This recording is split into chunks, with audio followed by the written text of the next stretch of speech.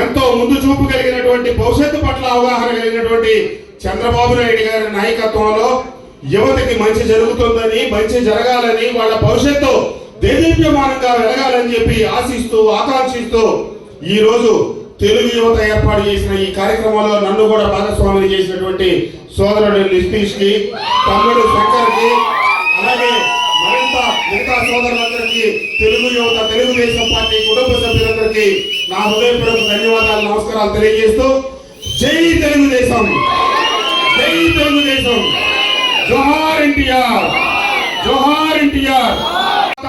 2000 సంవత్సరం వస్తే ఏమి జరుగుద్ది, ప్రపంచంలో కంప్యూటర్లో ఏమి మార్పు వస్తుందని ముందుగానే గ్రహించి చంద్రబాబు నాయుడు గారు ఈ భారతదేశానికి, ప్రపంచానికి ఐటీని పరిచయం చేసి ఐటీని వేగంగా ముందుకు తీసుకెళ్లి యువత భవిష్యత్తు గురించి ఆలోచించారు. ఎన్నో రకాల కార్యక్రమాలు చేపట్టారు. కాబట్టి యువత భవిష్యత్తును పక్కన పడేసి పేదలకి, ఆ కుటుంబాల్లో ఉన్న వాళ్ళకి ప్రభుత్వం ఇచ్చే సంక్షేమం ఖచ్చితంగా అవసరం. ఆ సంక్షేమం మీదే ఆధారపడి ఆ కుటుంబాలు జీవనం సాగించడం కాదు.